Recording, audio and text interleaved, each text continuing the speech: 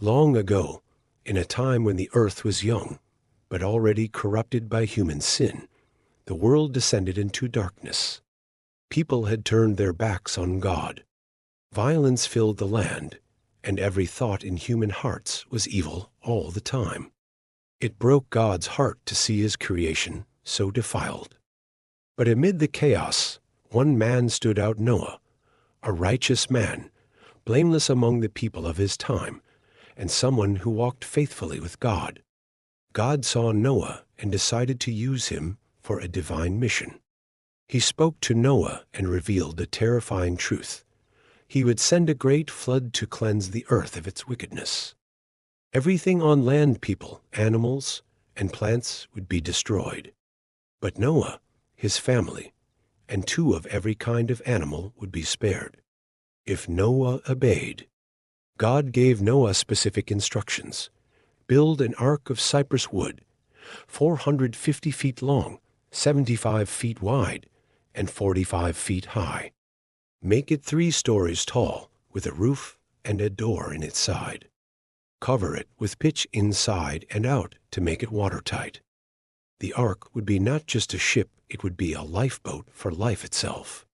Despite the mocking from neighbors and stares from the townspeople, Noah obeyed. He and his sons, Shem, Ham, and Japheth, cut down trees, shaped beams, and hammered nails day after day. For 120 years Noah worked, and during that time he warned the people.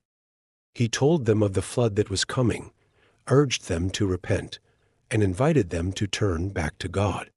But no one listened. The people laughed. They mocked. Where is the flood? They taunted. Why build a boat when there's no sea? They partied, lived wildly, and ignored the call to change. Noah's voice became background noise, drowned out by the world's pleasures.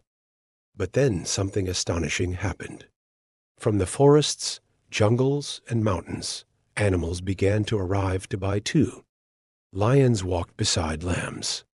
Eagles soared overhead, while snakes slithered quietly in pairs. Elephants, zebras, kangaroos, and birds of every kind all marched obediently toward the ark. It was a sight no one had ever seen. The animals listened. Nature itself recognized the urgency, even when humans would not. Then came the final command: enter the ark. Noah, his wife, their 3 sons, and their sons' wives stepped aboard. As the last animal passed through, God himself closed the door. The moment was silent, eerie, almost sacred. And then the rain began. Drops at first, then torrents, then roaring sheets of water from the heavens. The skies opened up, and the deep fountains of the earth burst forth. Water surged over hills, swallowed valleys, and drowned cities. Those who had mocked Noah now pounded on the ark's wooden walls, crying for help, but it was too late. The flood waters covered even the highest mountains. Every living thing on the land perished. Inside the ark, Noah and his family floated safely above the chaos. For 40 days and 40 nights, it rained without pause. But even after the skies cleared, the earth remained flooded for 150 days. The ark drifted on vast waters, surrounded by silence and sky. Then God remembered Noah. A wind began to blow. Slowly, the waters receded. The ark came to rest on the mountains of Ararat. Noah waited patiently. He released a raven, it flew back and forth. Then a dove, it returned with nothing. 7 days later, he sent the dove again. This time, it returned with an olive leaf in its beak. Hope had returned. Noah waited yet another 7 days and released the dove once more. It did not return. The earth was drying. Finally, God told Noah, "Come out of the ark." Noah stepped onto solid ground, grateful and overwhelmed. His first act was worship. He built an altar and sacrificed to the Lord in thanksgiving. God was pleased. And in that sacred moment, He made a covenant. Never again will I destroy all life with a flood. As a sign of his promise, he placed a rainbow in the sky, a symbol of mercy, faithfulness, and new beginnings.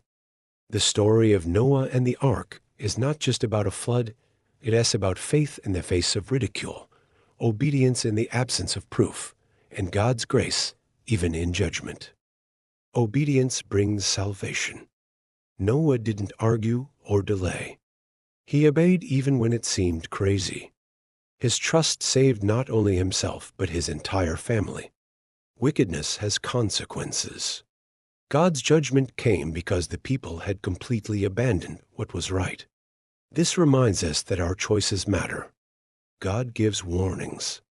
Through Noah, God warned the world for 120 years. He is patient and just, always giving chances to return before judgment falls. Animals listened, but people didn't. It's a sobering lesson that even nature can recognize God's call when humans harden their hearts. God remembers the faithful. Even in a world full of sin, God sees those who walk with him. He provides protection and ultimately restores what is lost. And finally, the rainbow reminds us that no matter how dark things seem, God's mercy will shine through. He keeps his promises. Always,